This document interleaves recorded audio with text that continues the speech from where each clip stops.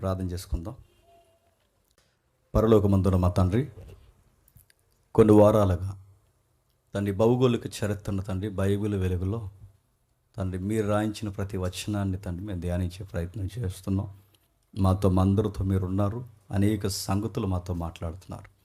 ఈ వారం కూడా తండ్రి కొన్ని విలువైన సంగతులు మాకు అందించండి తండ్రి. ఏ విధంగా మేము అర్థం చేసుకోవాలో తండ్రి మాకు నేర్పించండి. వచ్చిన వారు ఎవరు శ్రోతలుగా ఉండిపోగా తండ్రి వినబడుతున్న సంగతులను తండ్రి ధ్యానిస్తూ వారి యొక్క జీవితాలకి అవసరమైన సంగతులను తండ్రి మరొకసారి నెమరు వేసుకున్న ధన్యత అనుగ్రహిస్తారని కోరుతున్నాం తండ్రి. ఎలా చెబితే వారికి అర్థమవుతుందో అర్థమయ్యేలా తండ్రి ఈ వారం కూడా నన్ను వాడుకుంటారని అర్థిస్తూ క్రీస్తు నామని ప్రార్థన సమర్పిస్తున్నాము తండ్రి, ఆమేన్. త్వరగా కొన్ని విలువైన సంగతులు విందాం. ఇంకా దయచేసి ఎవరు బయట గేట్ దగ్గర ఎక్కడ ఉండొద్దు, అందరు లోపలికి వచ్చేయమని చెప్పండి. ఇది మనం ప్రతి వారము బైబిల్ జాగ్రఫీని అంటే బిబ్లికల్ జియోగ్రఫీని మనం ఆలోచిస్తున్నాం. దాని గురించి మనం స్టడీ చేస్తున్నప్పుడు మొదటి వారం నుంచి ఏ విధంగా మనం స్టడీ చేస్తున్నాం కాస్తంత అవగాహన ఉందిగా అందరికీ. చిన్న మోగజాయిగా చేయండి.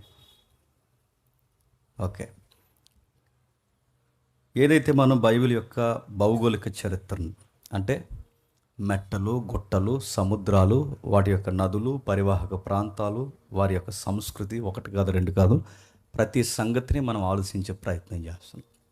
ఎందుకు జాగ్రఫీ తెలుసుకోవాలంటే జాగ్రఫీ తెలిస్తే కానీ కొన్ని రెఫరెన్స్ మనకు అర్థం కావు. పైగా ఇశ్రాయేలు దేవుడు ఎంత అద్భుతంగా ఈ రోజుకి నిలబెట్టాడో మనకు తెలియాలి అంటే ఖచ్చితంగా జాగ్రఫీ మీద మనకు అవగాహన ఉండాలి. వాటిని గురించి మనం ధ్యానిస్తున్నాం కాబట్టి వాటిని బోధిస్తున్నప్పుడు, వాటిని నేర్చుకుంటున్నప్పుడు వీలైతే నోట్స్ మెయింటైన్ చేయండి. ఎప్పటికైనా మీకు ఉపయోగపడుతుంది. పౌలు గారా, సరే వినండి. గతించిన వారం మనం ఆలోచించినది పాత నిబంధన యొక్క ఓవరాల్ వ్యూ. అంటే పాత నిబంధన ఏ విధంగా రాయబడింది, ఆది కాండం నుంచి ప్రకటన గ్రంథం వరకు రాయబడిన చరిత్ర ఏంటి, క్షమించండి మలాకి వరకు. ఈ మలాకి వరకు రాయబడిన చరిత్ర ఏంటో మనం చూసాం. ఆది కాండం ఎలా స్టార్ట్ అయింది, అందులో దేవుడు పిలుచుకునే విధానం ఏంటి, దేవుడు ఏ విధంగా పిలుస్తాడు, దేవుడికి ఎలాంటి వారు కావాలి, మాట వినే మనుషులు దేవుడు భుజాల మీద పట్టుకుని ఎలా ఊరేగిస్తాడు, వీటన్నిటి గురించి మనం ధ్యానిస్తున్నాం లాస్ట్ వీక్ మనం చూసినప్పుడు. ఇక ఆ పోయిన వారం మనం చూస్తూ ముందు వారాన్ని ఒకసారి మనం జ్ఞాపకం చేసుకుందాం. అంతకు ముందు వారం ఏ వ్యక్తుల్ని దేవుడు ఎంపిక చేసుకున్నాడు, వాళ్ళ పిలుపు ఏంటి, బైబిల్ ఏం రాయబడిందో చూసాం. అంతకు ముందు వారం మనం ఏం చూసామంటే జాగ్రఫీ చూసాం. జాగ్రఫీలో నుంచి ఓవరాల్ వ్యూకి ఎందుకు వచ్చామంటే అంటే భౌగోళిక చరిత్రలో నుంచి బైబిల్ బౌండరీస్ మనం ఎందుకు మాట్లాడుకున్నాం. ఎందుకంటే భౌగోళిక చరిత్ర అంటే ఏంటి, అసలు ఇశ్రాయేలు చరిత్ర ఎక్కడ ప్రారంభమైంది అన్నది భౌగోళిక చరిత్ర. ఆ చరిత్ర మధ్య బైబిల్ ఎక్కడెక్కడ రాయబడింది అన్నది ఓవరాల్ వ్యూ. ఆ ఓవరాల్ వ్యూలో ఏ వ్యక్తుల్ని దేవుడు ఎలా ఎంపిక చేశాడు అన్నది ఇప్పుడు మనం స్టడీ చేస్తున్నాం. ఆ స్టడీ చేస్తున్నప్పుడు మనం ఎక్కడ ఆగిపోయామంటే అసలు ఏంటి పాత నిబంధన అంటే అని, ఆ పాత నిబంధనని మలాకి వరకు ఎలా నడిచిందో చూసాం. ఇది ఐడియా ఉందిగా. ఇప్పుడు క్రొత్త నిబంధన. అసలు ఏంటి క్రొత్త నిబంధన అంటే, పాత నిబంధన మీద అవగాహన ఉంటే క్రొత్త నిబంధన కూడా ఈజీగా అర్థమవుతుంది. ఎవరు అన్నారు, ఒక వ్యాఖ్యానకర్త, పాత నిబంధనకి క్రొత్త నిబంధనకి లింక్ ఏంటి అని అడిగితే పాత నిబంధన యొక్క కామెంటరీ అట న్యూ టెస్టిమెంట్ అంట. మరి ఎంత బాగుందన్నమాట. పాత నిబంధన యొక్క వ్యాఖ్యానమే క్రొత్త నిబంధన. అంటే చాలా విషయాలు పాత నిబంధనలు అర్థం కాని బయలుపరచబడిన సంగతులు క్రొత్త నిబంధనలోనే బయలుపరచబడ్డాయి. అలాంటి గంభీరమైన సంగతులు అంటే కొన్ని మింగుడు పడిన సంగతులు ఉన్నాయి. అలాంటి సంగతుల్ని బైబిల్లో క్రొత్త నిబంధనలు చాలా స్పష్టంగా రాశాడు. ఆ స్పష్టత కూర్చున్న విషయాలు మనకు అర్థమైనట్టు ఉంటాయి కానీ అర్థం కావు. అసలు ఏంటి పాత నిబంధనకి క్రొత్త నిబంధనకి వ్యత్యాసం అంటే చూద్దాం ఒకసారి. పాత నిబంధన చదువుతున్నప్పుడు ఎలాగైతే పాత నిబంధన మనం విభజించుకుంటూ వెళ్ళిపోయామో క్రొత్త నిబంధన కూడా సేమ్ విభజన ఉంది. దాన్ని ఎలాగైతే భాగాలుగా మనం అర్థం చేసుకున్నామో క్రొత్త నిబంధన కూడా అలా భాగాలుగానే అర్థం చేసుకున్నాం. ఏముంది మీకు కంపేర్ చేస్తాను, కొంచెం జాగ్రత్తగా వినండి. పాత నిబంధన ఎలా స్టార్ట్ అవుద్ది, 10 కమాండ్మెంట్స్తో స్టార్ట్ అవుద్ది. అర్థమవుతుందిగా. 10 ఆజ్ఞలతో స్టార్ట్ అవుద్ది. ఆ 10 ఆజ్ఞలు స్టార్ట్ చేస్తున్నప్పుడు ఆ 10 ఆజ్ఞలు పుచ్చుకున్న వ్యక్తి ఎవరు, మోసే. ఎక్కడ తీసుకున్నాడు, సీనాయి కొండ మీద. ఆ సీనాయి కొండ మీద 10 ఆజ్ఞలు తీసుకున్నాడు. బాగా వినాలి.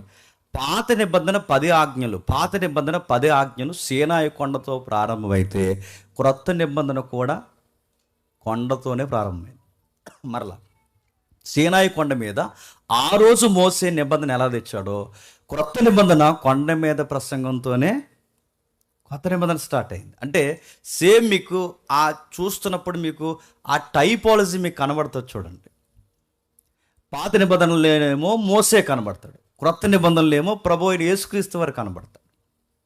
ఆ రోజు మోసే మాట్లాడుతూ 10 ఆజ్ఞలు తీసుకొచ్చాడు. ప్రభు అయిన యేసుక్రీస్తు వారు అదే ఆజ్ఞలు మళ్ళీ రిపీట్ చేశాడు. ఏం రిపీట్ చేశాడు? నరహత్య చెయ్యొద్దు, అక్కడదే. వ్యభిచారం చేయొద్దు, అక్కడదే. అబద్ధం ఆడొద్దు, అక్కడదే. అంటే ఏ విషయాలైతే కొండ మీద, సీనాయి కొండ మీద ప్రస్తావన జరిగిందో మళ్ళీ అదే విషయాల్ని ప్రభువు అయిన యేసుక్రీస్తు వారు స్థిరపరిచి బలపరిచి మరింత లోతుగా విస్తరించి మాట్లాడుతున్నాడు. అదే క్రొత్త నిబంధన. అందుకే దీన్ని ఏమంటారంటే పాత నిబంధన యొక్క కామెంటరీ అంటారు. దేన్ని? క్రొత్త నిబంధన. అంటే ఆ ఉన్న విషయాల్ని మరింత విస్తరించి మాట్లాడుతుంది. ఇంకా మీకు బాగా అర్థం కావాలంటే అసలు పాత నిబంధన యొక్క కొన్ని హావభావాలు మనకు అర్థం కాకపోతే క్రొత్త నిబంధనలో కొన్ని ప్రాక్టీస్లు మనకు అర్థం కావు. ఇప్పుడు బాప్టిజం అనే పదం ఉంది, కొత్తగా వచ్చిందా క్రొత్త నిబంధనకి? ఆల్రెడీ ఓల్డ్ టెస్ట్మెంట్లో ఉంది బాప్టిజం అనే పదం. మనం ఏదైతే మాట్లాడుకుంటున్నామో త్రిత్వం లేదా తండ్రి కుమార పరిశుద్ధాత్మ ప్రస్తావన కేవలం క్రొత్త నిబంధనలోనే ప్రారంభమైందా? పాత నిబంధనలు కూడా ఉంది. అంటే ప్రతీది ఉంది. అంత స్పష్టత లేని విషయాలుగా మనకు పాత నిబంధనలు ఉంటాయి. అంత స్పష్టత ఎక్కడొచ్చిందంటే క్రొత్త నిబంధనలో ప్రభువు మాట్లాడిన తర్వాత వచ్చింది. అందుకే ఏమి రాయబడింది, ఏం జరిగింది జాగ్రత్తగా చూస్తే మలాకి తర్వాత 400 సంవత్సరాలు నిశ్శబ్ద కాలం, సైలెంట్ ఇయర్స్ అంటారు, బ్లాక్ ఇయర్స్, డార్క్ ఇయర్స్ అంటారు వాటిని. ఆ 400 సంవత్సరాలు దేవుడు మాట్లాడలేదు. ఎప్పుడైతే 400 సంవత్సరాలు దేవుడు మాట్లాడలేదో వింత పోకడలు సొసైటీలోకి వచ్చేసాయి. ఏ వింత పోకడలు వచ్చాయి? మక్కాబీలు పుట్టుకొచ్చారు, అంతకుముందు ఇస్మాయిల్లో ఒక తెగ పుట్టుకొచ్చారు, పరిసయ్యులు, శాస్త్రులు, విచిత్రమైన మనుషులు పుట్టుకొచ్చారు. అందుకే మన క్రొత్త నిబంధనకు వచ్చిన సడన్గా మనకి ఎదురయ్యే బ్యాచ్ ఎవరంటే పరిసయ్యులు ఎవరు, శాస్త్రులు ఎవరు క్వశ్చన్ వస్తుంటుంది మనకి. అసలు ఈ పరిసయ్యులు ఎవరు? ఈ 400 సంవత్సరాల్లో పుట్టుకొచ్చిన కొత్త కొత్త పార్టీలు, అంటే మత పార్టీలు అన్నమాట. పాత నిబంధనలు ఎక్కడైనా మీకు పరిసయ్యులు కనబడతారా? పాత నిబంధనలు ఎక్కడైనా మీకు శాస్త్రులు కనబడతారా?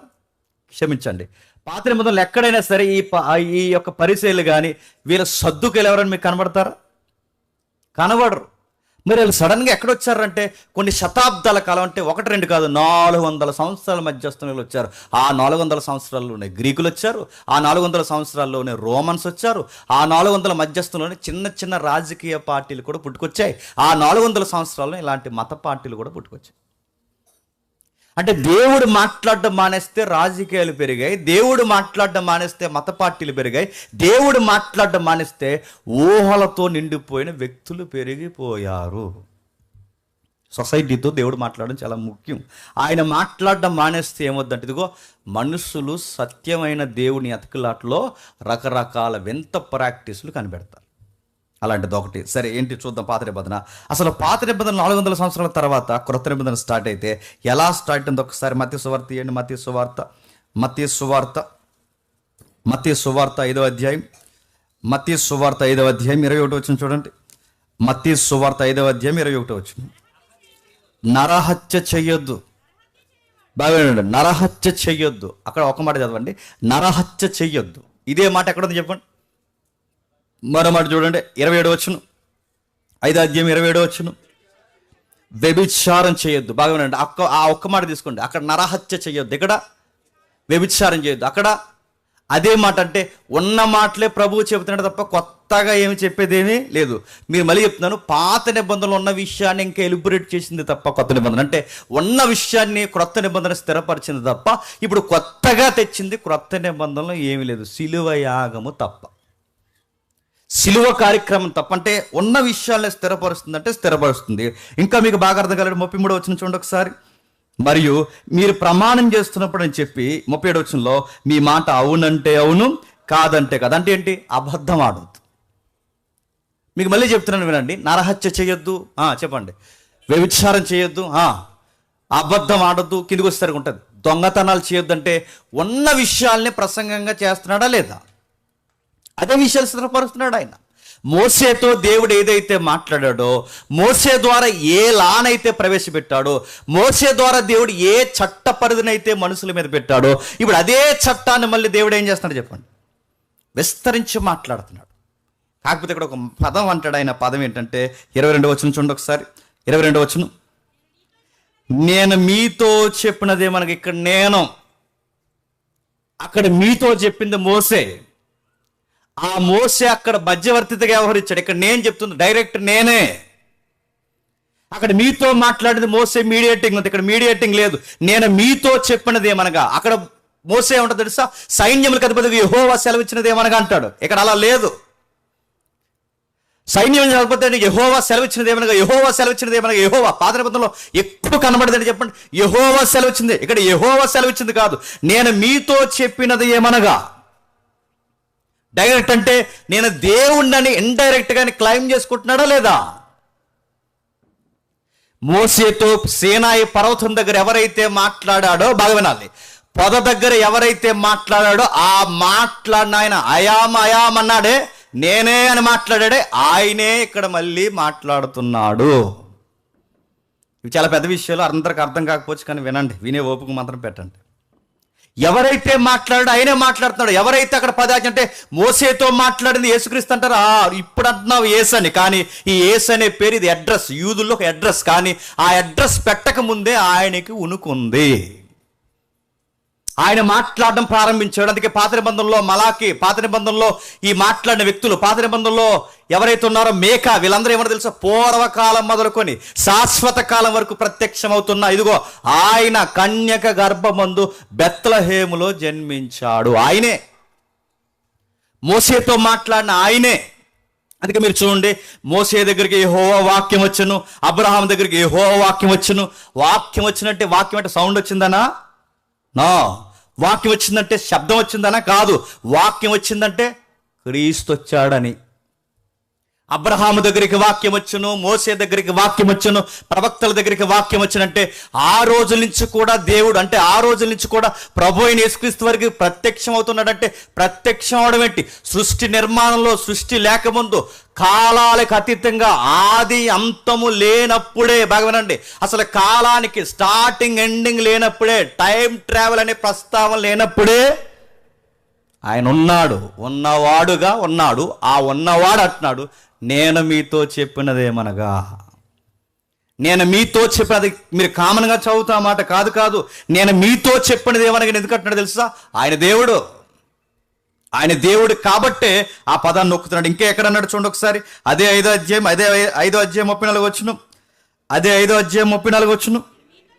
నేను మీతో చెప్పినదేమనగా, ప్రతిసారి అంటాడు నేను మీతో చెప్పినది ఏమనగా. ఆ మాట వెనకాల మరొక మాట ఏంటో తెలుసా, మీకు మోసే చెప్పాడా, ఆ మోసే మాటని నెత్తిన పెట్టుకుని తిరుగుతున్నారు మీరు.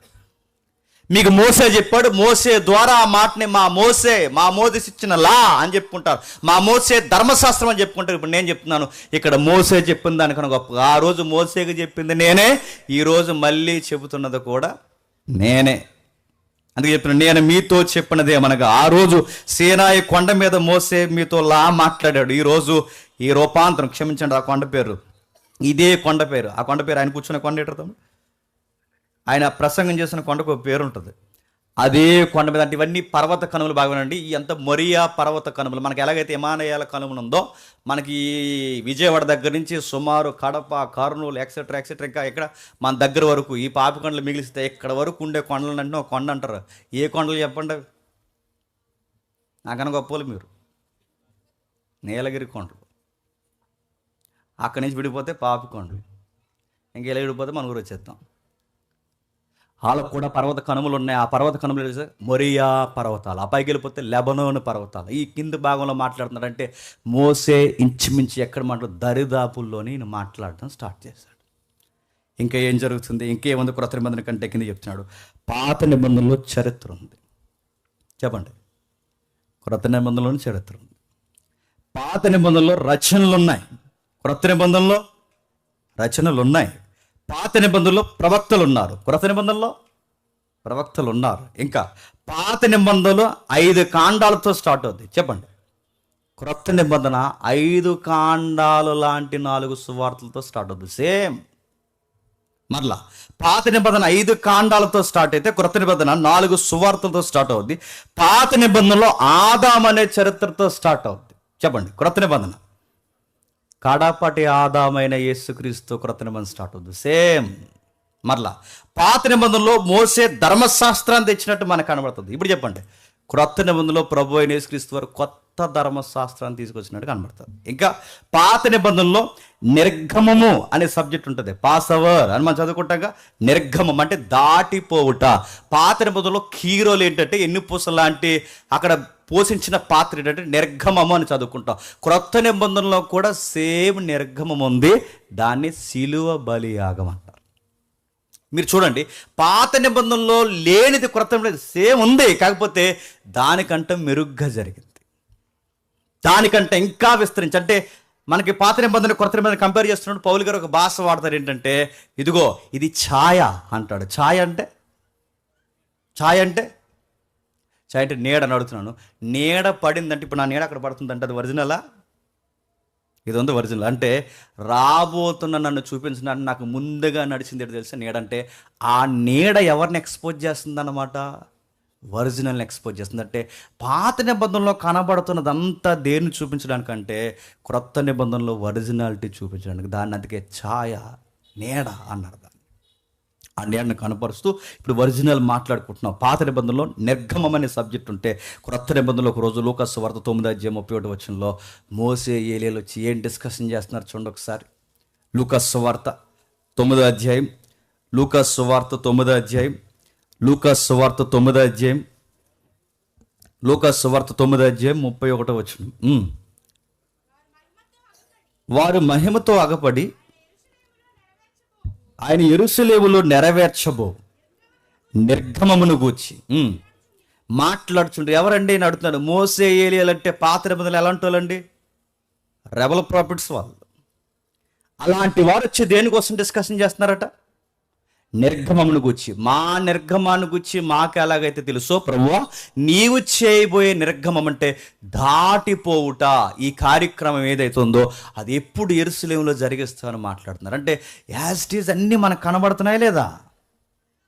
అక్కడ 5 కాండాలు కనబడుతున్నాయి, ఇక్కడ 4 సువార్తలు కనబడుతున్నాయి. అక్కడ పాత నిబంధనలు ఆదాము కనబడుతుంది, ఇక్కడ కొత్త నిబంధనలో కడపటి ఆదాము కనబడుతుంది. అక్కడ పాత నిబంధనలో మోసే ధర్మశాస్త్రాన్ని తెచ్చినట్టు కనబడుతుంది, ఇక్కడ కొత్త నిబంధనలో ప్రభు అయిన యేసుక్రీస్తు వారు ధర్మశాస్త్రాన్ని తెరపరిచిన కొత్త ధర్మశాస్త్రాన్ని తీసుకొచ్చినట్టు మనకు కనబడుతుంది. అక్కడ పాత నిబంధనలో నిర్గమం కనబడుతుంది, ఇక్కడ కొత్త నిబంధనలో నూతన నిర్గమాన్ని గురించి కనబడుతుంది. ఇంకా పాత నిబంధనలో ఎర్ర సముద్రాన్ని పాయలు చేసిన సబ్జెక్ట్ మనకు కనబడుతుంది.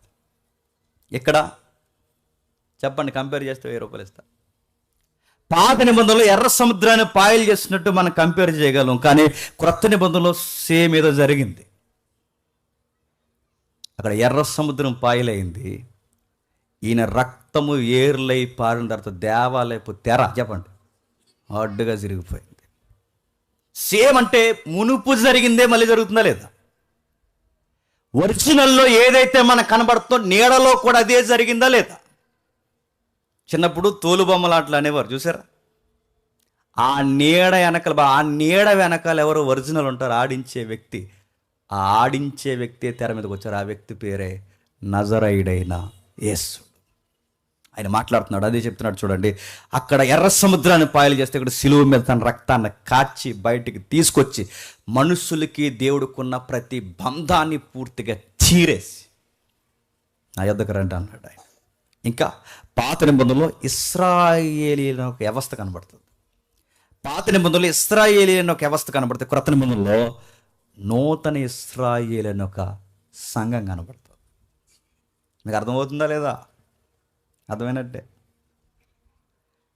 పాత నిబంధనలు ఇశ్రాయేలు కనబడుతున్నారు, క్రొత్త నిబంధనలో నూతన ఇశ్రాయేలు కనబడుతున్నారు. నెక్స్ట్ పాత నిబంధనలో 19వ అధ్యాయంలో ఒక మాట అంటాడు. చూద్దాం ఒకసారి. నిర్గమకాండం 19వ అధ్యాయం, త్వర నిర్గమకాండం 19వ అధ్యాయం 6వ వచనం అనుకుంటే ఒకసారి చదవండి. నిర్గమకాండం 19వ అధ్యాయం. సమస్త భూమియు నాదే కదా, మీరు నాకు యాజక రూపకమైన రాజ్యముగాను పరిశుద్ధమైన జనముగాను ఉందురని చెప్పుము. ఏంటంటే మీరు నాకు యాజక రూపకమైన చెప్పండి రాజ్యము గాని. ఇదే మాట మళ్ళీ న్యూ టెస్ట్మెంట్లో ఎవరికి ఇచ్చాడు తెలుసా? మనకి ఇచ్చాడు. ఎక్కడ ఒకసారి చూడండి, పేతురు రాసిన మొదటి పత్రిక 2వ అధ్యాయం 9వ చూడండి. పేతురు రాసిన మొదటి పత్రిక 2వ అధ్యాయం 9వ. అయితే మీరు చీకటిలో నుండి ఆశ్చర్యకరమైన తన ఎరుగులోనికి మిమ్మల్ని పిలిచిన వాని గుణాతిశయములను ప్రచురం చేయ నిమిత్తము ఏర్పరచబడిన వంశము, రాజులైన పేతురు గారికి ఈ మాట ఎక్కడదన్నమాట చెప్పాలి. నిర్గమకాండము 19వ అధ్యాయం 6వ వచనంలో ఉన్న మాటే రెఫరెన్స్గా పేతురు గారు సంఘానికి లెటర్ రాస్తున్నప్పుడు చెప్పండి కోట్ చేశాడు. ఆయన ఉన్న విషయాన్ని ఆ రోజు ఇశ్రాయేలు దేవుడు ఏమన్నాడంటే నాకు రాజులైన యాజక సమూహం. ఇప్పుడు క్రొత్త నిబంధనలో నాకు రాజులైన యాజక సమూహం ఎవరో తెలుసా? సంగమా, మీరే. ఆ రోజు ఇశ్రాయేలు అనే ఒక వ్యవస్థ, ఈ రోజు నూతన నిబంధనలో ఇశ్రాయేలు అనే వ్యవస్థ సంఘం. ఆ రోజు అబ్రహాం వాళ్ళకి తండ్రి, ఇప్పుడు అధికారికంగా ఇప్పుడు అబ్రహాం మనకు తండ్రి. ఆ రోజు అబ్రహాం సంతానంగా వాళ్ళు పిలువబడ్డారు, కానీ కాదు, క్రీస్తు ద్వారా అధికారికంగా అబ్రహాం సంతానం ఎవరో తెలుసా? మనమే. అందుకే చూడండి, పాత నిబంధనలో వాళ్ళు కనబడుతున్నప్పుడు రాజులైన యాజక సమూహం. ఇప్పుడు మనల్ని అంటున్నాడు మనమే రాజులమే అయిపోయామంట, మనమే యాజకులు అయిపోయాం. అంటే మనం పేరుకి రాజులుగా కనబడతాం కానీ బయటికి రాజులుగా కనబడం కానీ కనబడని రాజులు. మన రాజ్యం ఈ లోక సంబంధమైనది చెప్పండి కాదు. ఏం చేయాలి రాజుల గుండంటే మన రాజు వస్తున్నాడో అని చెప్పుకుంటూ తిరగాలి. మన బాధ్యత ఏంటంటే ఇశ్రాయేల్ని దేవుడు అలానే చేశాడు. ముందుకెళ్ళి మీకు అర్థమవుద్ది. పాత నిబంధనలో ఇశ్రాయేల్ని చెరకు పంపించాడు. పాత నిబంధనలో దేవుడు ఇశ్రాయేల్ని చెరకు పంపిస్తే క్రొత్త నిబంధనలో ఇదే క్రొత్త నిబంధన ఇశ్రాయేల్ అన్న సంఘాన్ని శ్రమల గుండా పంపించడం లేదు. సేమ్ మీకు కనబడుతుందో లేదు? పాత నిబంధనలు ఇశ్రాయేల్ని చెరగ పంపిస్తే క్రొత్త నిబంధనలో సంఘాన్ని శ్రమల పాలు చేశాడు. పాత నిబంధనలు ఇశ్రాయేల్ని చెదరగొట్టాడు. క్రొత్త నిబంధనలో చెప్పండి అపోస్తుల కార్యం 8వ అధ్యాయంకి వచ్చేసరికి మొత్తం సంఘాన్ని చెదరగొట్టేశాడు. ఏం జరిగిందో మళ్ళీ అదే జరుగుతుంది. ఏదైతే చేస్తారో అదే చేస్తున్నారంటే ఇశ్రాయేల్ని చూస్తుంటే సంఘం గుర్తు రావాలి, మోసేని చూస్తుంటే క్రీస్తు గుర్తు రావాలి, ప్రవక్తలు చూస్తుంటే సంఘంలో ఉన్న ప్రవక్తలు గుర్తు రావాలి, ఎర్ర సముద్రాన్ని చూస్తే ప్రభు పాయలు చేసిన ఈ విధానం మనకు గుర్తు రావాలి, అక్కడ ఆదాను చూస్తే కడపట ఆదాము గుర్తు రావాలి, అక్కడ 5 కాండాలు చూస్తే ఇక్కడ 4 సువార్తలు గుర్తు రావాలి, అక్కడ ప్రవక్తల గ్రంథాలు చూస్తే ఇక్కడ పత్రికలు గుర్తు రావాలి. గుర్తుపెట్టుకోండి, సేమ్ ప్యాటర్న్. ఏంటి ఓవరాల్ వ్యూలో న్యూ టెస్టిమెంట్ అంటే ఏంటంటే ఓల్డ్ టెస్టిమెంట్ యొక్క కామెంటరీయే న్యూ టెస్టిమెంట్. ఆ ఉన్న దాన్ని ఎక్స్పోజ్ చేసే క్రొత్త నిబంధనే మనకు కనబడుతుంది. ఆ నిబంధన మనం అర్థం చేసుకుంటే ఇంకేం చెప్తున్నాడు? ఆ రోజు ఇశ్రాయేలీల్ని ప్రపంచానికి దేవుణ్ణి చూపించడానికి వాళ్ళని కూర్చోబెడితే ఆచార సాంప్రదాయాల్లో మగ్గిపోయారు లేదా? కానాను భూభాగాన్ని ఇచ్చి పైనేమో శత్రు దేశాలు, కిందేమో శత్రు దేశాలు, పక్కనేమో ఎడారి, ఇటువైపు ఏమో మధ్యధరా సముద్రం. ఎక్కడ చూడండి దిగువ ప్రాంతాన్ని పైకెళితే ఉత్తర భూభాగంలో లెబనోను పర్వతాలు, కిందికి దిగితే చిత్తడి నేలకు ఉప్పు ప్రాంతం, ఆ డెడ్ సీ ఏదైతే ఉందో ఇదంతా. మధ్యలో ఏదైనా నది పారుతుందంటే ఆ నది మధ్య ఒక భయంకరంగా పారుతున్న నదిలో ఏదో ఉపయోగం లేని నీరు దిగి తాగడానికి తప్ప పంట పొలాలు పండించడానికి ఉపయోగం లేని ప్రదేశం. అలాంటి ప్రదేశాల్లో ఇశ్రాయేల్ని కూర్చోబెట్టి అద్భుతాలు జరిగించి మన్నాను కురిపించి బండ నుంచి నీళ్ళు ఇచ్చి ఎన్నో అద్భుతాలు వాళ్ళ 40 సంవత్సరాలు చేసి వాళ్ళు తీసుకొచ్చి ఉపయోగం లేని భూభాగాన్ని ఉపయోగకరంగా మార్చి ఇంత గొప్ప సత్యం వాళ్ళకి నేర్పించి నేను మీ వెనకున్నానని చెబితే వాళ్ళు అన్నీ విన్న తర్వాత, అన్నీ చూసిన తర్వాత, అన్నీ అనుభవించిన తర్వాత వాళ్ళు చేసిన పని ఏంటి చెప్పిన? పక్క దేవతల వైపు చూశారు. చూడలేదా? పక్క మూఢనమ్మకాలు చూశారు, ఆచారాలు పోయారు, వద్దన్న పని ఖచ్చితంగా చేశారు. ఎన్నిసార్లు దేవుడి మీద తిరుగుబాటు చేశారు. మొన్న డిస్కషన్ జరుగుతున్నప్పుడు, ఈ జాగ్రఫీ కోసం డిస్కషన్ జరుగుతున్నప్పుడు ప్రసాద్ అన్న ఒక మాట్లాడాడు. ఇశ్రాయేల్ని ఏగిలివారు బాగా, అదే లాజికల్ క్వశ్చన్ అది. ఇశ్రాయేల్ని 40 సంవత్సరాలు నడిపించి అక్కడికి వస్తున్నప్పుడు సరిగ్గా ఇజ్రాయేల్ ప్రజానికం ఏదైతే ఉందో కానాను భూభాగం దగ్గరకు వచ్చేసరికి ఈ గూఢసార్లను పంపించాడు మోసే కానీ యెహోషువ కానీ. ఆ గూఢసార్లు అక్కడికి వెళ్ళే సమయానికి అప్పటికే అక్కడ ద్రాక్ష గుత్తి ఎంతమంది మోస్తున్నారట చెప్పాలి? ఇద్దరు మోస్తున్నారుగా. అక్కడ పంట పొలాలు బాగా పండుతున్నట్టు అక్కడ కనబడుతుందో లేదు. కానీ మనం జాగ్రఫీలో ఏ పాయింట్ నొక్కి చెప్పండి, అది ఉపయోగం లేని చెప్పండి నేల. అది ఉపయోగం లేని నేల అని చెప్పుకున్నప్పుడు మరి మోసే ఏగుల వారిని పంపే సమయానికి అప్పటికే ద్రాక్ష గుత్తులు ఇద్దరు మోస్తున్నారంటే బాగా పంట పండుతుందా లేదా? దీనికి ఆన్సర్ ఏం చెప్తారు? తూచందామా? అందుకే మనకు గుర్తు రావాల్సింది. అందుకే పాత నిబంధనలు కాస్త ఓవరాల్ వ్యూ గుర్తుండాలి. అందుకే వీళ్ళు ఇంకా అడుగు పెట్టక ముందే, ఏ జాతి రాకముందే, అది సౌడు నేల ఉన్నప్పుడే ఆదికాండం 15వ అధ్యాయంలోనే అబ్రహాముకు దేవుడు ఏమని చెప్తాడు చెప్పనా? ఈ ల్యాండ్ మీది, ఇప్పటికి ప్రస్తుతానికి మీది కాదు, నీ కొడుకులు కూతుర్లు వచ్చే సమయానికి ఇక్కడ కొన్ని జాతులు వస్తాయి, ఆ జాతుల పాపం పండుద్ది, ఆ పాపం పండిన తర్వాత వాళ్ళు రాలుతారు, అదే టైంకి మీ ప్రజానికమైన మీ కూతుర్ని కొడుకుల్ని ఇక్కడ తీసుకొస్తాను, అప్పటి వరకు ఈ నేలను నేను ఎలా సిద్ధపరచాలో అలా సిద్ధపరచాను. అంటే ఈ ప్లాన్ ఆఫ్ యాక్షన్ ఇప్పుడుది కాదు, చెప్పండి, అబ్రహాముకు ముందు నుంచే ఉంది. ఇలాంటి గొప్ప కార్యాలు ఆ ల్యాండ్లో దేవుడు జరిగించి, ఇన్ని అద్భుతాలు జరిగిస్తే వాళ్ళు చేసిన పని ఏంటి చెప్పిన? ఆచార సాంప్రదాయాల జోలికి పోయారు. అదే దేశంలో కూర్చుని పంట తిన్నారు, అదే దేశంలో కూర్చుని గొప్ప గొప్ప ఇల్లు కట్టుకున్నారు, అదే దేశంలో కూర్చుని సరంబీలు వేసుకున్నారు, అదే దేశంలో కూర్చుని నెత్తి మీద కళ్ళు పోయాయి, బాగా తిని మతం ఎక్కువైపోయి వర్షిప్పుల పేరుతో, ఆ రోజు కొత్త వర్షిప్పులు వచ్చాయి, ఆ వర్షిప్పుల పేరుతో దేవుడిని ఎక్కిరించే పనులు చేశారు. సిరియా దేవతల్ని, మోయాబీ దేవతల్ని, అమోని దేవతల్ని, ఐగుప్తి దేవతల్ని, దిగు ప్రాంతాలకు పోతే అస్సూరు దేవతల్ని, వీళ్ళందరినీ డౌన్లోడ్ చేసుకుని వాటికి పేరెట్టారు. యెహోవాను ఆరాధిస్తున్నట్టే సార్వత్రిక ఆరాధన అని ఒక సిస్టమ్ తీసుకొచ్చారు. దేవుడికి మండింది. ఎంత గుండె మండాలో ఆయన గుండెలు మండాయి. ఆ తర్వాత దేవుడు చెప్పాడు, చెదరగొట్టి పాడేస్తా అన్నాడు. సేమ్ మళ్ళీ క్రొత్త నిబంధన సంఘం కూడా అదే చేసింది. ఏం చేశారు చెప్పనా? ఆ రోజు భౌతికమైన బొమ్మలను ఆరాధిస్తూ వాళ్ళు యెరూషలేము బాగా భౌతికమైన బొమ్మలను ఆరాధిస్తూ కానాను భూభాగంలో వాళ్ళు ఎలాగైతే కూర్చొని దేవుడిని ఎక్కిరించే పనులు చేశారో, సర్వలోకానికి వెళ్ళి సర్వ సృష్టికి సువార్త చెప్పి నా నామ ప్రకటన ఘనత కొరకు మీరు రెఫరెన్స్గా నిలబడండి అయ్యా అంటే, ఇలా కక్క ముక్క డొక్క తినేసి అపోస్తుల కార్యం 6వ అధ్యాయంకి వచ్చేసరికి ఎక్కడ కదలకుండా 6వ అధ్యాయంలో కూర్చున్నారా లేదా? సేమ్ ఇశ్రాయేల్ ఏదైతే చేస్తుందో మళ్ళీ సంఘం అదే చేసిందో లేదు చెప్పండి. ఆ రోజు మీరు నన్ను చూపించండి ఇశ్రాయేలును దేవుడు రెఫరెన్స్గా పిలుచుకుంటే, ఈరోజు సంఘాన్ని మీరు నన్ను చూపించాలి, సర్వలోకానికి వెళ్ళి సువార్త చెప్పండి అని వీళ్ళని పిలిస్తే, ఆ రోజు వాళ్ళ కదలలేదు చెప్పండి. క్రొత్త నిబంధనలు వీళ్ళ కదలలేదు. కదలలేనందుకు వాళ్ళనే చెదరగొట్టాడు, కదలలేనందుకు చెప్పండి వీళ్ళనే చెదరగొట్టాడు. సేమ్ చరిత్ర.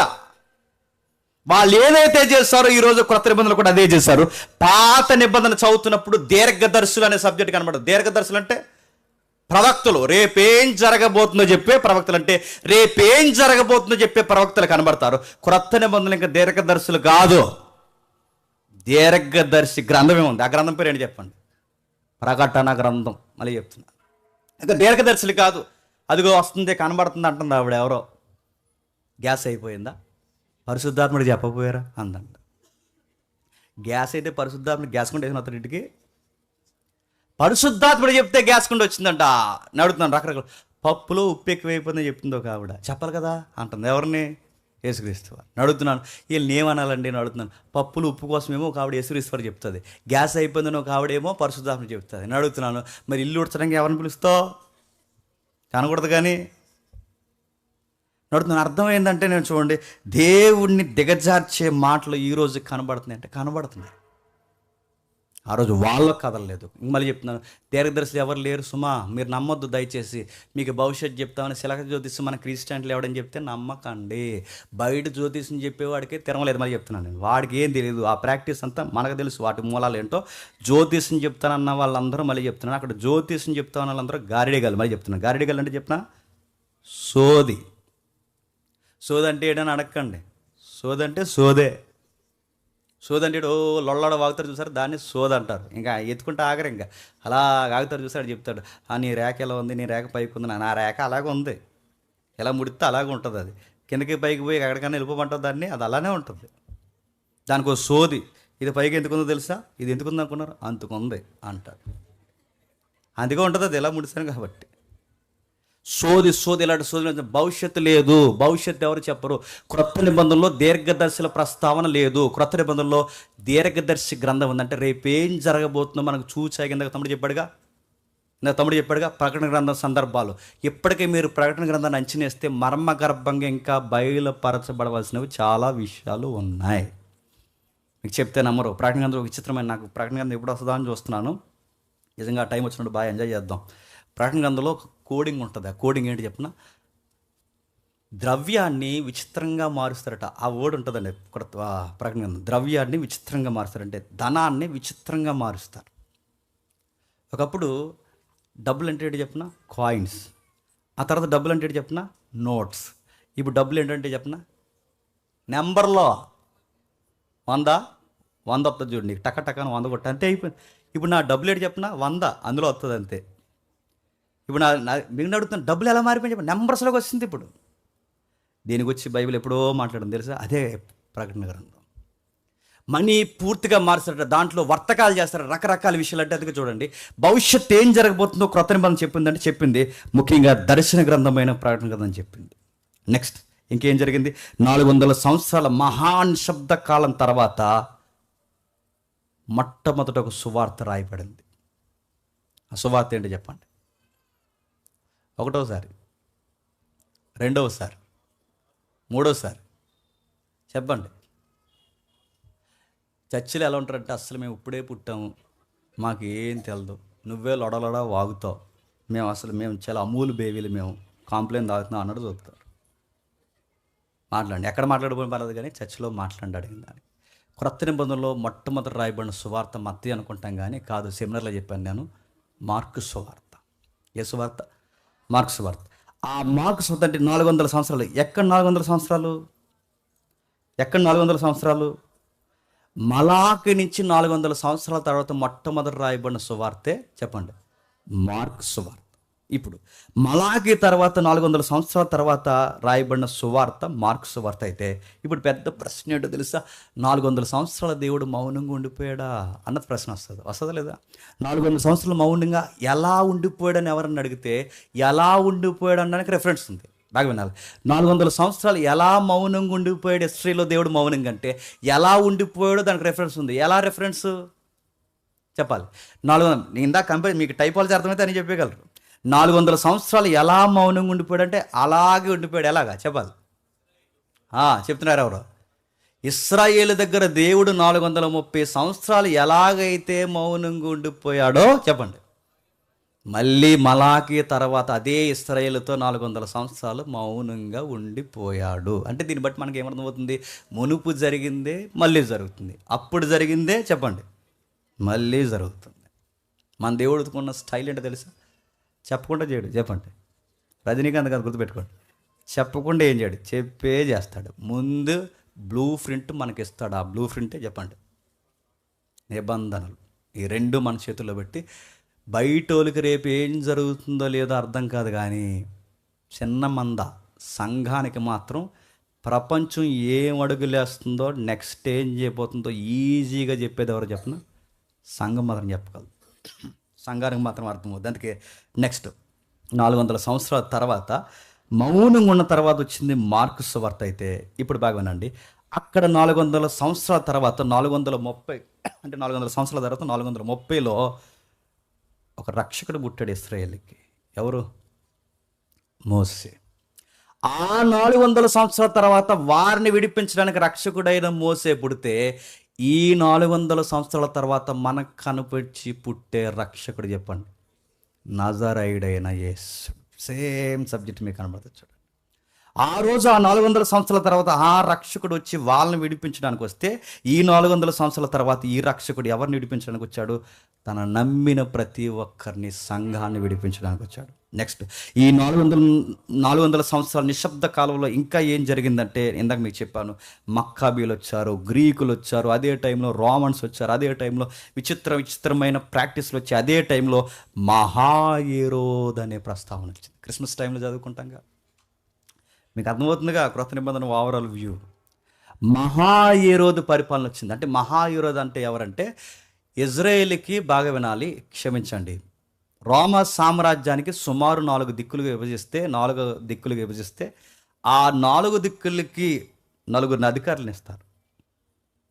అలా పెట్టిన ఒక ఏరియాకి ఆ 4 అధికారులని గవర్నర్స్ అంటారు. అందులో ఒక గవర్నరే మహాయేరోదు. హేరోద్ అనగానే గవర్నర్ అంటే గవర్నర్, వాళ్ళ పిలుపులు అలాగే ఉంటాయి. హేరోద్ అనగానే పవర్, పేరు కాదు. అందుకే చూడండి, ఏ రోజు చచ్చిపోయినా మళ్ళీ ఏ రోజు కనబడతారు మనకి. ఈడు మళ్ళీ అలాగ వచ్చాడు అనుకోకండి. హేరోద్ అంటే గవర్నర్ పోయిన ఇంకో గవర్నర్ ఉండడా? అలాగే ఆ ఏ రోజు అంటే ఈ మహా ఏ రోజు టైంలోనే ఏం జరిగింది సరిగ్గా బాగా వినాలి. ఆ రోజు ఫరో టైంలో మోసే 430లో పుడితే చంటి పిల్లల్ని ఎలాగైతే చంపేశారో చెప్పండి, యేసు ప్రభు పుట్టినప్పుడు కూడా సేమ్ చెప్పండి చండి. చరిత్ర ఎవరో రాస్తున్నట్టు మీకు అనిపించట్లేదా? చరిత్ర వెనకాల ఎవరో రైటర్ ఉన్నట్టు మీకు అనిపించట్లేదా? చరిత్ర వెనకాల కథ, స్క్రీన్ ప్లే, దర్శకత్వం ఎవరు నడిపిస్తున్నారు అనిపించట్లేదా? ఆ అదృశ్య హస్తమే ప్రభు అయిన యేసుక్రీస్తు వారు. గుర్తుపెట్టుకోండి, చరిత్ర కలగ చేసుకోండి. అందుకే ఆయన కనుసన్నల్లోని చరిత్ర నడుస్తుంది. నెక్స్ట్ అదే టైంలో మహా ఏరోదు పిల్లల్ని చంపుతున్నాడు. అదే టైంలో యోహాను యొక్క పరిచర్య ప్రారంభమైంది. యోహాను తెలుసు కదా, బాప్టిజం ఇచ్చే యోహాను. ఈ యోహాను పరిచర్య ప్రారంభం అవడానికి ఏ రోజు కోసం మనం మాట్లాడుకున్నాం క్రిస్మస్ టైంలో, ఎంతమంది గుర్తుందో. ఆ ఏ రోజు గడు ప్రజల మన్నను పొందుకోవాలనుకుని వాడి నిర్మాణాల మీద ఫోకస్ పెట్టాడు. అందుకే చూడండి, అప్పుడప్పుడు మనం చర్చి కట్టిన లేదా మన మన మన కమ్యూనిటీలో ఉన్న వాళ్ళు చేసే పనులు, చర్చి కట్టిన లేదన్నా దైవికమైన కార్యాలు ఏమైనా చేస్తే ఎమ్మెల్యే గారి దగ్గరికి వెళ్తారు, ఎంపీ గారి దగ్గరికి వెళ్తారు. అప్పుడు ఎమ్మెల్యే గారు ఏం చేస్తారు? ఇది గొప్ప దైవ కార్యం, అందుకే డబ్బులు ఇస్తాను ఇస్తాడా? ఎందుకు ఇస్తారు చెప్పండి డబ్బులు? ఓటింగ్. గుర్తుపెట్టుకోండి, ఓటింగ్ మెప్పు పొందడానికి కన్స్ట్రక్షన్కి ఎంతో కొంత మనీ కేటాయిస్తారా? కేటాయించరు. ఈ పాయింట్ మీకు అర్థమైతే, ఈ ఈ యొక్క పాలిటిక్స్ మీకు అర్థమైతే ఏ రోజు కూడా మంచోడు కాదు. ఆడు సొంత కొడుకుని చంపాడు, అల్లుడిని చంపాడు, కూతుర్ని చంపాడు. ఇలాంటోడట ఏం కట్టించాడు తెలుసా? శృంగారం అనే దేవాలయం కట్టించాడు. శృంగార దేవాలయం అని చదువుకుంటాం కొత్త నిబంధనలో. శృంగార దేవాలయం అంటే మీరు ఏదో బయట చూస్తున్నారు, అవి కాదు, ఉన్నాయి కదా బొమ్మలు, అవి కాదు. శృంగారం అనగానే వీళ్ళు మళ్ళీ ఎక్కడికో పోకండి, సెక్సువల్ వర్డ్ కాదు. శృంగారం అనగానే అందమైంది అని, శృంగారింపబడిందంటే అందంగా అని. శృంగార దేవాలయం అంటే ఒక అందమైన దేవాలయం కట్టాడట. ఈ అందమైన దేవాలయాన్ని ఎక్కడ కట్టాడంటే సొలొమోను పునాదులు ఉన్నాయి చూసారా? సొలొమోను పునాదులు. సొలొమోను పునాదులు చర్చ్ ఏమైంది? సొలొమోను యొక్క మందిరం ఏమైంది? మందిరం ఏమవడం ఏంటి? ఒలుసుకుపోయారు. సొలొమోను మందిరం ఏంది? ఒలిసిపోయారు. సొలొమోను మందిరం అంటే ఎందుకు ఒలిసిపోయారు? బంగారంతో కట్టాడుగా. బంగారంతో కట్టినప్పుడు బబులోను సామ్రాజ్యం దండయాత్ర చేసింది. బంగారంతో కట్టినప్పుడు ఆ తర్వాత మాదీయ పార్శికులు దండయాత్ర చేశారు. ఆ తర్వాత నిశ్శబ్ద కాలంలో గ్రీకులు దండయాత్ర చేశారు. ఆ తర్వాత రోమీలు కూడా వాడడం మొదలుపెట్టారు. ఇలా ఎప్పుడైతే బంగారం ఒలిసిస్తారో మొత్తం ఒలుసుకుని పోయిన తర్వాత ఎజ్రా నెహెమ్యా తర్వాత గోళ్ళ కట్టిన తర్వాత కూడా తర్వాత మిగిలింది ఏంటంటే బోడు గోళ్ళు, పునాదులు తప్ప ఏం మిగలలేదు. ఆ పునాదుల మీద మళ్ళీ కన్స్ట్రక్షన్ ప్రారంభించారు. సుమారు ఎన్ని సంవత్సరాలు? 46 సంవత్సరాలు కట్టారు. ఎన్ని సంవత్సరాలు? ఒక గుడిని 46 సంవత్సరాలు కట్టారంటే చిన్న మాట. అదే టెంపుల్ని శిష్యులు చూపిస్తారు. ఎవరికి? యేసుక్రీస్తు. ప్రభు ఇలా రా, ఈ దేవాలయం ఎంత అందంగా డిజైన్ చేయబడింది చూడండి. అప్పుడు ప్రభు మళ్ళీ 70లో జరగబోయే నెరవేర్పును గురించి, 70లో జరగబోయే ప్రమాదాన్ని గురించి ప్రభు మాట్లాడుతూ ఏమంటాడు? ఇదిగో రాతి మీద రాయి నిలబడిన కాలం ఒకటి రాబోతుంది. అంటే ఏం చెప్తున్నాడు? ఏదైతే మహా ఏ రోజు వచ్చి వాడు కట్టి గొప్ప నిర్మాణం చెప్పి ప్రజల మన్న ఎందుకు కలుసుకోవాలనుకుంటున్నాడు? ప్రజలకి మత సంబంధమైన కార్యక్రమాలు ఏమైనా చేస్తే వెంటనే అధికారులను నెత్తిట్టుకుని తిరుగుతుంది తిరగరా. మతం పేరు మీద ఏది చేసినా కనెక్ట్ అవుతారు ఎవరు. అందుకే చూడండి, ఇప్పుడు అన్నీ ఇంకా వస్తున్నాయి. ఇంకా నెక్స్ట్ మన వైజాగ్లో జరిగింది ఏంటని అడగండి. మతంతో వ్యాపారం ఉంది. మొన్న ఆశ్చర్యపోయిన ఒక షాప్కి వెళ్ళాను. ఆ షాపే గుడే షాపు. లైవ్లో చెప్తే మళ్ళీ నా మీద క్లైమ్ రేట్ వేసేస్తారు. చెప్పులు తీయండి అంటున్నారు. షాపులో కొత్త చెప్పులు తీయడం ఏంటన్నాను నేను. లోపల దేవుడు ఉన్నాడు. దేవుడిలో షాపింగ్ దేవుడు రావడం ఏంటనుకున్నాను. తర్వాత తెలిసింది. నేను తీయనన్నాను. కొంట అమ్ముతామని లేకపోతే అండి అన్నాను. పర్లేదు రండి అన్నారు. నేను అడుగుతున్నాను, ఇవన్నీ మీరు చూడండి. అరే మతంతో బిజినెస్ జరుగుతుంది, మతంతో వ్యాపారం జరుగుతుంది, మతంతో పార్టీలు నడుస్తున్నాయి, మతంతో ఓటింగ్ నడుస్తుంది, మతంతో ఎన్నో జరుగుతున్నాయి. ఈ పాయింట్ మీకు అర్థమైతే మళ్ళీ చెప్తున్నాను, ఆ రోజు ఏ రోజు కూడా మతంతోనే ఓటింగ్ గెలుచుకోవాలి. అందుకే గుడి కట్టాడు. అందుకే పెద్ద సొలొమోను పునాదుల మీద సొలొమోను చూపించిన మళ్ళీ ఆ సౌందర్యాన్ని చూపించి మళ్ళీ ప్రజల్లో ఎంత మంచి రాజు అనిపించుకోవాలి, ఎంత మంచి గవర్నర్ అనిపించుకోవాలని ఆ నిర్మాణం పెడితే దేవుడు అన్నాడు, ప్రభు అన్నాడు, రాతి మీద రాయి నిలబడిన కాలం ఒకటి వస్తుంది. అదే టైంలో ఆ పనికి మాలిన వాడు చేస్తున్న పరిపాలన టైంలోనే యోహాను పరిచర్య స్టార్ట్ అయింది. యోహాను వచ్చి ఏమన్నాడు? ఈ మనిషి రెబలు ఎవరు? నిజానికి ఈయన పరిచర్య పోలీసులు చెప్తాడు. పోలీసులు తాగుతాడా? ఇంకా ఉద్యోగస్తులు చెప్తాడు. వాళ్ళు తాగుతాడా? చిన్న పెద్ద ఎవరికైనా ఒకటే మాస్ వార్నింగ్ ప్రసంగం చెప్తాడు. చెప్పడా? అలా చెబితే చంపేస్తారా అంటే ప్రిపేర్ అయ్యి చెప్తున్నాడు అంటాడు ఆయన. సరే అలాంటి ప్రసంగాలు చెప్పకూడదు సార్ అంటే నువ్వు చెప్పుకో నేను చెప్తా అంటాడు ఆయన. అంటాడండి ఆయన. రాజు దర్బార్లోకి వెళ్ళి రాజు దర్బార్లో నిలబడి ముఖం మీద ఏలి పెట్టి ఏ రోజు నేను అన్నాడు, తప్పు చేస్తున్నావు అన్నాడు లేదా? ఈ మహా ఈ రోజు కొడుకులు పుట్టారు, ఈ పిలుపు ఒకడు కొంతమంది. ఆ పుడితే ఈ కొడుకులు పుడితే వీళ్ళు ఏం చేశారంటే, ఆడి సంసారంలోకి ఈడు సంవత్సరంలోకి ఆడు దూరితే ఈ ఏ రోజు యొక్క రాజు దర్బార్లోకి వచ్చి ఈ యోహాన్ ఏమంటారో తెలుసా, తప్పు చేస్తున్నామని చాలా గట్టిగా నిందిస్తాడు. నిజానికి ఏ రోజుకి ధర్మశాస్త్రం వర్తిస్తుందా? వర్తించదు. ఏ రోజుకి పాత నిబంధన వచనాలు వర్తిస్తాయి? ఎందుకంటే ఆడు యెహోవానే నమ్మడు. ఆ యెహోవాని నమ్మలేని టైంలో ఈయనెందుకు ఈ రెఫరెన్స్ కోట్ చేసి నువ్వు తప్పు చేస్తున్న వాళ్ళ సంసారాలు ఎందుకు ఏలాడుతున్నాడు ఈయన? కారణం ఏంటో తెలుసా? రాష్ట్రాన్ని పరిపాలిస్తున్న ప్రధాన పౌరుడు నువ్వే తినంగా లేకపోతే కింద ఉన్న వాళ్ళు ఎలా ఏడుస్తారు? మొత్తం లాండ్ ఆర్డర్ ప్రాబ్లం కాదు నేను మాట్లాడుతుంటా, కల్చర్ తేడా వస్తుందని చెప్పి ఎవరికి మాస్ వార్నింగ్ ఇచ్చాడు చెప్పండి? హేరోదికి. ఆ వార్నింగ్ ఇస్తే మనిషి మనసులో వేసుకుంది ఎవరు? ఆవిడ ఉందిగా, వాళ్ళ కూతురుతో డ్యాన్స్ చేయించింది. అది ఏ డ్యాన్సో నాకు ఇప్పటికీ తెలియదు. అది బెల్లీ డ్యాన్సా, కూచిపూడి కథాకళియా, మరి ఏం డ్యాన్స్ చేసింది? కానీ రాజులందరూ ఫిదా అయిపోయి హాస్టల్ రాస్తారంట. అదేం డ్యాన్సో? అది ఆ పిల్లనా కాదా? మీకు తెలుసా ఆవిడ? నడుతున్నా ఆ మొత్తం మీద డ్యాన్స్లు వేసి అవి చేసి అమ్మాయి ద్వారా రకరకాల అట్రాక్షన్ చేస్తే మనకు కనబడుతుంది. క్రొత్త నిబంధన వ్యూ మర్చిపోద్దు, ఓవరాల్ వ్యూ. ఆవిడ వచ్చి డ్యాన్స్ చేసిన తర్వాత ఒక మంచి ప్రవక్తని ఒక అమ్మాయి పేరు మీద చంపించేశారంటే ఏమనుకోవాలి చెప్పండి? మీకు విషయం చెప్తాను, ఎప్పుడో మెసేజ్లు చెప్పింది. అక్రమ సంబంధాలకు అడ్డొస్తే పిల్లలనైనా చంపేస్తారు, తల్లులనైనా చంపేస్తారు, భర్తలనైనా చంపేస్తారు, భార్యలనైనా చంపేస్తారు, వయసు అయిన వృద్ధులనైనా చంపేస్తారు, ప్రవక్తలనైనా చంపేస్తారు. అందుకే చూడండి, అన్నిటికన్నా ప్రమాదకరమైన క్రైమ్ సెక్టర్ ఏంటో తెలుసా? అక్రమ సంబంధాలు. ఆ విషయంలో యోహాన్ గారు దిగి చాలా గట్టి ఖండించాడు. చాలా గట్టి ఖండించేసరికి ఆమె కోరుకుంది చెప్పిన తలకాయ కావాలంది. తలకాయ దేనికండి? పులిసి ఎట్టుకుంటుందా? తలకాయ దేనికండి? చంపేసి అడుగుతున్నాను. ఆ అమ్మాయి దగ్గరికి వెళ్ళి ఒక మాట్లాడాను, గుర్తుపెట్టండి. ఆ అమ్మాయికి అమ్మాయికి టీనేజ్ కూడా ఇంకా చిన్నగా ఉంటుంది నాకు తెలిసి, టీనేజ్లో ఉండదేమో అటు ఇట్లో. ఆ టీనేజ్ అమ్మాయి దగ్గరికి వెళ్ళి నీకు ఏం కావాలని అడిగితే అమ్మాయి చెప్తుంది తల కావాలి అంట. తల ఎందుకు అని అడిగితే అమ్మాయి ఏమంటే చెప్పనా, మా అమ్మ అడగమంది చెప్పండి, అడిగేసాను అంది. ఏమన్నా చెప్పండి, ఒక తల్లి కూతురు ఇద్దరు కలిసి ఒక మహాప్రవక్తని చెప్పండి చంపేశారు. కేవలం వాళ్ళని ప్రశ్నించినందుకు ఏ రోజు దర్బార్లో ఏ రోజు చేతగాని వాళ్ళు కూర్చుని వాళ్ళిద్దరు చెప్పినట్టు చేసి ఆ మహాప్రవక్తని ఏలెట్టి చూపించి మీరు తప్పు చేస్తున్న ఏలెట్టి చూపించిన ఆ ప్రవక్తని చంపేశారు. యోహాన్ చనిపోయిన తర్వాత యేసుక్రీస్తు వారు చాలా బాధపడతారు. ఏకాంతంగా అరణ్యానికి పోయాడని మనకు వచనం కనపడుతుంది. ఆయన ఏకాంతంగా అరణ్యానికి పోయాడని చదువుతాం. ఆయన దేహాన్ని యోహాను శిష్యులు తీసుకెళ్ళిపోయారని చదువుతాం. యోహాను బతుకున్నప్పుడు ఇలా రోడ్డు మీద నడుస్తున్నాడట.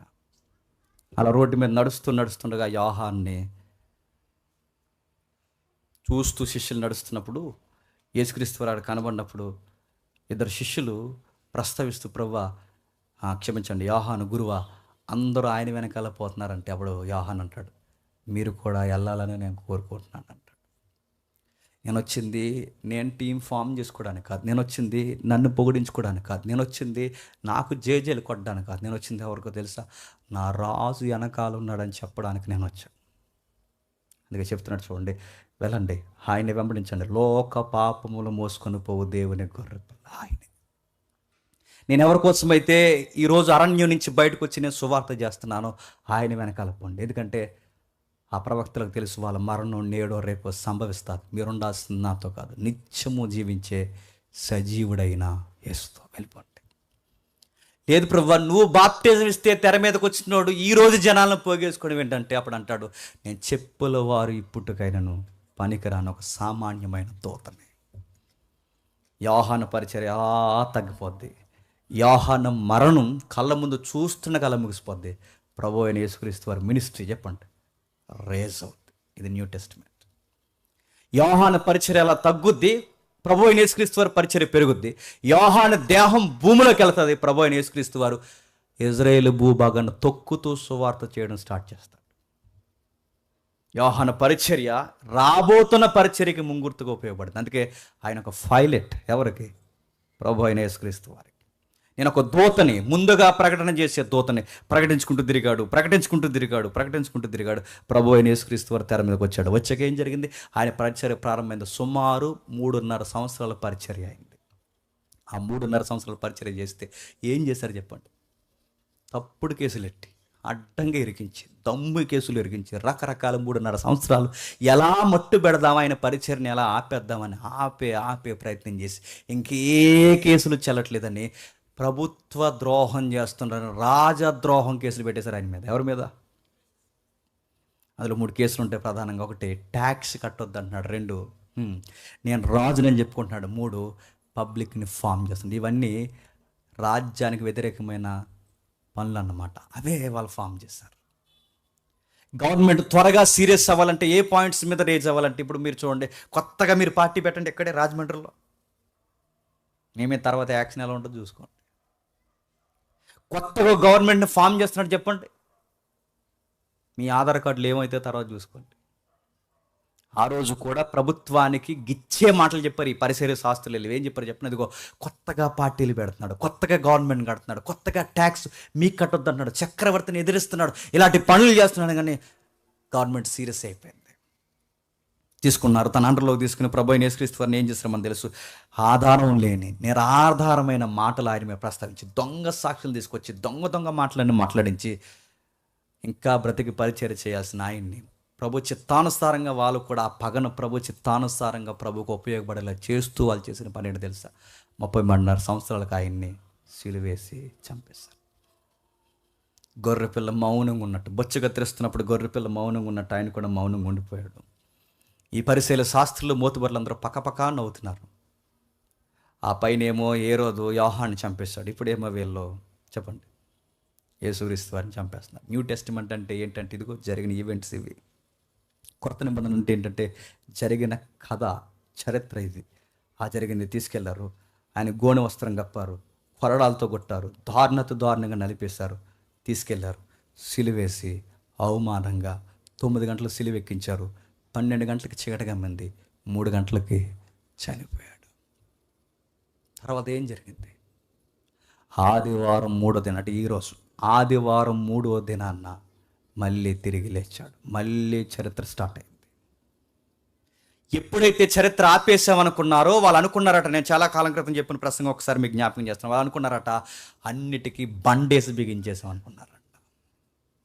ఆ మనుషుడు ఉన్నప్పుడు గొప్ప ప్రసంగికుడే చెప్పాడు, కానీ ఇంకా రాడు, అయిపోయాడు, శవం అయిపోయాడు, బండేసి బిగించేసాం, చైన్ వేసేసాం అనుకున్నారట. కానీ వాళ్ళ బండేసి బిగించిన ఆ బండ ఆయనకు అడ్డేమీ కాదు. మూయబడిన బండ మూయబడి ఉండగానే ఆయన బయటకు వచ్చాడు. ఇమేజెస్లో అలా గీస్తారు, కానీ కూడా చూడండి ఎలా జీవిస్తుందో. ఇమేజెస్ కానీ కానీ ఎవరికి తెలియని బైబిల్లో ఉన్న రహస్యం, సీక్రెట్ ఏంటి చెప్పినా, అసలు బండే తెరవబడలేదు.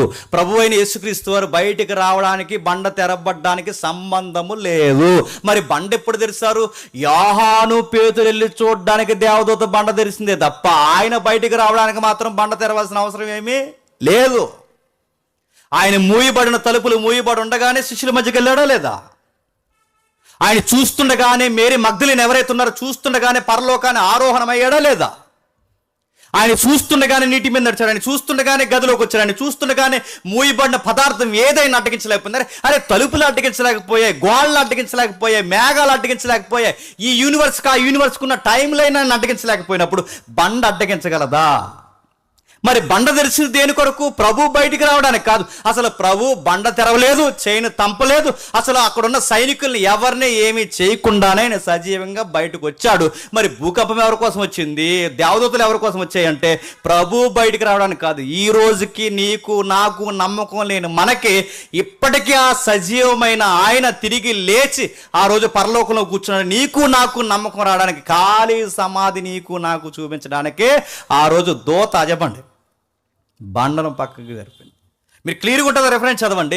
బండను పక్కకు తోలి తెల్లగొన్న ఇద్దరు మనుషులు యవ్వనులు దేని మీద కూర్చున్నారట? బండ మీద కూర్చున్నారు. ఎందుకు కూర్చున్నారు? నమ్మని యోహాను చూడాలి, నమ్మని పేతురు చూడాలి. ఈ రోజుకి నమ్మని నువ్వు నేను కూడా ఇజ్రాయేల్ దేశం వెళ్ళి చెప్పండి చూడాలి. మూయబడిన తలుపులు మూయబడి ఉండగా లోపలికి ఎలా వెళ్ళిపోయాడో, మూయబడిన రాయి మూయబడి ఉండగానే ఆయన బయటకు వచ్చాడు. సజీవంగా తనను కనబరుచుకుంటూ శిష్యులు కనబడుతూ తిరిగాడు. తర్వాత ఏం జరిగింది? శిష్యులు కనబడిన తర్వాత 40 రోజులు వాళ్ళతో మాట్లాడడం స్టార్ట్ చేశాడు. ముగిద్దాం. 40 రోజులు వాళ్ళతో మాట్లాడడం స్టార్ట్ చేశాడు. ఏం మాట్లాడాడు? అదే అపోస్తుల కార్యం. నా మాటలు అర్థమవుతున్నాయా? 4 సువార్తలు ఏముందంటే యోహాను పరిచర్య ఉంది. 4 సువార్తలు ఏముందంటే ప్రభు అయిన యేసుక్రీస్తు వారి పరిచర్య, ఆయన జననం, మరణం, పునరుద్ధానం ఉంది. 4 సువార్తలు ఆయన జనన, మరణం, పునరుద్ధానం అయిపోయిన తర్వాత అపోస్తుల కార్యం ఏమని స్టార్ట్ అవుతుందంటే తిరిగి లేచిన తర్వాత ఏం మాట్లాడా 40 రోజులు అన్నదే అపోస్తుల కార్యం స్టార్ట్ అవుతుంది. ముఖ్యాంశాలు అర్థమైనట్టే. అపోస్తుల గారు ఏం జరుగుతుంది చూడండి ఒకసారి. మొదటి అధ్యాయం 8వ వచనం. అపోస్తుల గారి మొదటి అధ్యాయం 8వ వచనం. ఆయనను పరిశుద్ధాత్మ మీ మీదకి వచ్చి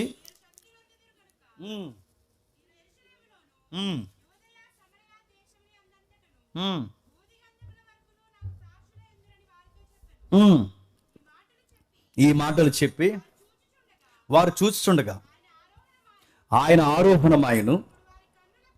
వాళ్ళకి ఏం చెప్తున్నట్టే భూదిగంతాల వరకు నాకు సాక్షులు ఎందరు. మీరు చదవండి ఇంటికి వెళ్ళిన తర్వాత.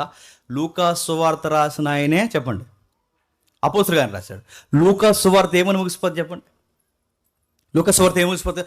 తండ్రి యొక్కయు, కుమారుని యొక్కయు, పరిశుద్ధాత్మ నామం యొక్కయు సర్వలోకానికి వీళ్ళందరికీ మీరు బాప్టిజం ఇవ్వండి అని చెబుతూ ముగిసిపోద్ది. అక్కడ చెబుతున్నాడు.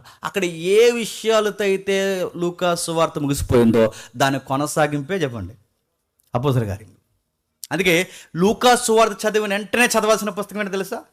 అపోస్తుల గారు. ఎందుకంటే 2 పుస్తకాలు రాసిన రైటర్ ఒకరే కనుక ఆ పుస్తకంలో ఏదైతే ఎండ్ అయిపోతుందో ఇక్కడ స్టార్ట్ అవుతుంది. అని చెప్తున్నాడు మీరు భూదిగంతాల వరకు నాకు సాక్షులు ఎందరు. ఇప్పుడు అడుగుతున్నా, వీళ్ళకి డౌట్ వస్తుంది శిష్యులకి వెళ్ళిపోతున్నప్పుడు, నువ్వు ఇలా వెళ్ళిపోతున్నావు ఆ పరిస్థితి ఏంటని.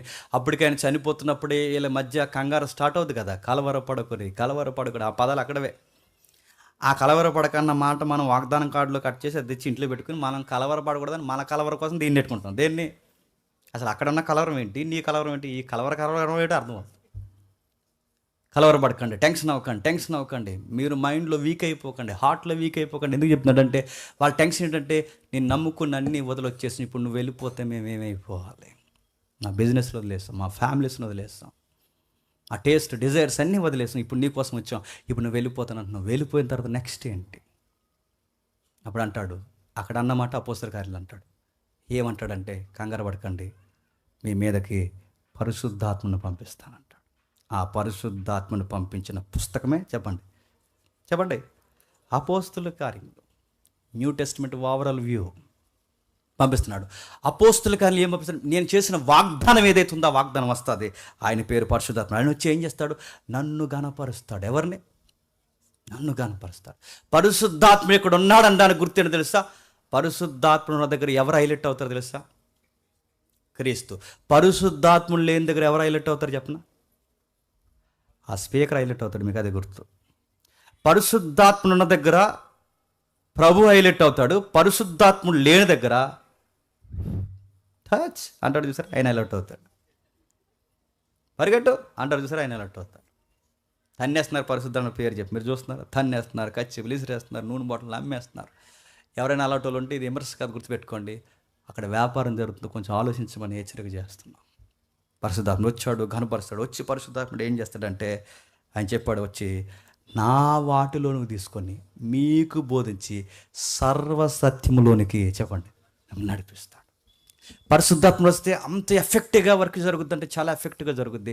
అంతకుముందు పేతురు గారు, ఒక అమ్మాయి వచ్చి పేతురు గారు మాట్లాడితే ఇలా పేతురు గారితో ఒక అమ్మాయి అంటది, నువ్వు కూడా నజరైతులో నా టీం మెంబర్లో నువ్వు కూడా ఒక మెంబర్ కదంటే, అప్పుడు ఈయన సంతురు మమ్మీలాగా ఏమంటాడు? ఆయన ఎవరో నాకు తెలియదు అంటాడు. ఒక అమ్మాయి అడిగితే భయపోయిన పెద్ద మనిషి అధికారులు గట్టిగా ఆజ్ఞాపించి ఈ నామమును మళ్ళీ నువ్వు ఎత్తడానికి వీల్లేదంటే ఆ రోజు వాళ్ళ ముందు ఆయన మాట్లాడి తెలుసా, నేను కన్న వాటిని ఎన్న వాటిని చెప్పు. అది ఎంత మార్పు పేతుర్లు, ఎంత ధైర్యం ఎలా వచ్చిందంటే దానికి కారణం ఆయనలో పరిశుద్ధాత్ముడు పనిచేయడం స్టార్ట్ చేస్తాడు. అందుకే మొదటి అధ్యాయంకి వచ్చేసరికి పరిశుద్ధాత్మ కనబడతాడు. రెండో అధ్యాయంకి వచ్చేసరికి పరిశుద్ధాత్మ ప్రస్థానం మొదటి అధ్యాయంలో, రెండో అధ్యాయంలో నెరవేర్పు జరిగిపోద్ది. పెంతుకొస్తుంది నన్ను అధికారికంగా పరిశుద్ధాత్ముడు శిష్యుల మీద దిగిపోయాడు. ఇప్పుడు బాగానండి, యోహాను పరిచర్య అయిపోయింది, యేసుక్రీస్తు వారి పరిచర్య అయిపోయింది. ఇప్పుడు ఎవరు పరిచర్య స్టార్ట్ అయింది చెప్పండి? శిష్యులు పరిచర్య. అదే అపోస్తుల కార్యం తర్వాత కడమ అపోస్తులు అంటారు, కానీ అనకూడదు ఆ పదం. ఆ అపోస్తుడిగా పిలువబడిన పౌలు పరిచర్య స్టార్ట్ అవుతుంది. ఇలా పరిచర్య స్టార్ట్ అవుతూ పరిశుద్ధాత్ముడు వచ్చి పెంతుకొస్తు పండుగ దినాన్న సువార్తను అధికారిక లాంఛనాలతో ప్రారంభిస్తే ఆ మొట్టమొదటి ప్రసంగానికి మారిన వారి సంఖ్య ఏమండి? సంఘానికి రిబ్బన్ కటింగ్ అధికారం అప్పటికే 150 మంది ఉన్నారు. ఆ రిబ్బన్ కటింగ్ జరిగితే 3120 మంది 3120 మందితో సంఘం అధికారికంగా ప్రారంభమైంది. అధికారికంగా ప్రారంభమైన సంఘం పేతురు గారు, యాకోబు గారు, యోహాన్ లాంటి వారు కీరోలు పోషిస్తే ఎవరైతే అధికారులకు ఉన్నారో అధికారులని మత పెద్దలు గవర్నమెంట్ చంపడం స్టార్ట్ చేసింది. ఏం జరిగింది, ఎందుకు చంపారు, ఏం జరుగుతుంది, వీళ్ళ కార్యాలయం వెనకాల ఏమి రాజకీయాలు జరిగాయో మొత్తం విషయాన్ని తెలియజేసే పుస్తకం చెప్పండి, అపోస్తుల కార్యం. ఆ తర్వాత అపోస్తుల కార్యంలో సడన్గా తెర మీదకి ఒక హీరో వస్తాడు. ఆయన పేరు సౌలు. ఆయన ప్రస్తావన ఎలా ప్రారంభమో తెలుసా? రక్తపు మడుగులో పుట్టిన క్రొత్త సువార్తికుడు. అదిరిపోద్ది ఆయన ఎంట్రన్స్. అంతే, రక్తంలో పుట్టాడు ఆ మనిషి. రక్తం కళ్ళు చూసిన మనిషి. ఒక పులి రక్తం చూసేయగలదు, ఎలా రెచ్చిపోద్దో అలా రెచ్చిపోయాడు ఆ మనిషి. ఆడోళ్ళని కొట్టేవాడు, మగోళ్ళని కొట్టేవాడు, క్రీస్తు పేరెత్తే చంపుకుంటూ తిరిగేవాడు. చంపడమే పెద్ద ఫ్యాషన్ అనుకున్నట్టుగా కొత్త పత్రికలు తీసినదిగా ఆ మనిషి. బాగుంటుంది ఆ మూవీ, చూడండి. చెత్త చూడకుండా ఆ మూవీ చూడండి, బాగుంటుంది. తీసుకెళ్ళాడు, ఎక్కడ పడితే అక్కడ చంపుకుంటూ తిరుగుతాడు. ఆ టైంలో ప్రభు అయిన యేసుక్రీస్తు వారికి వ్యతిరేకం అయిపోయాడు. క్షమించండి, ఎదురయ్యాడు. ఎదురైన తర్వాత ఆయన నిలబడ్డాడు. ఎవరు నువ్వు అని ప్రభువుని అడిగాడు. అప్పుడు పౌలుతో ప్రభు అంటాడు, నువ్వు హింసిస్తున్న యేసుని నేనే. ఇప్పుడు బాగా వినండి. యోహాను పరిచర్య అయిపోయింది, చెప్పండి. ప్రభు పరిచర్య అయిపోయింది, చెప్పండి. శిష్యులు పరిచర్య యెరూషలేములో బ్రేక్ పడింది, అలా ఉంది. తర్వాత ఎవరి పరిచర్య స్టార్ట్ అయిందో తెలుసా? పౌలు పరిచర్య స్టార్ట్ అయింది. ఆ పౌలు పరిచర్య ఏం చేశాడో చెప్పే మిగిలిన లెటర్సే చెప్పండి.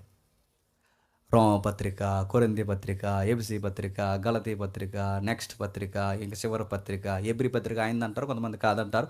ఎబ్రీ పత్రిక వరకు పౌలు ఏం చేశాడు రాయబడిన పరిచర్యే పౌలు పరిచర్య. ఇదే క్రొత్త నిబంధన. అర్థమైనా అర్థం అవ్వకపోయినా చెప్పండి, అర్థమైనట్టు. ఇది బాగానే చెప్తున్నారు. నెక్స్ట్ ఆ తర్వాత పౌలు గారి ప్రస్తావన వచ్చినప్పుడు అపోస్తుల కార్యం 9వ అధ్యాయంలో వెంటనే ప్రభువైన యేసుక్రీస్తు ఆయన కనబడడం, ఆయన మార్చడం.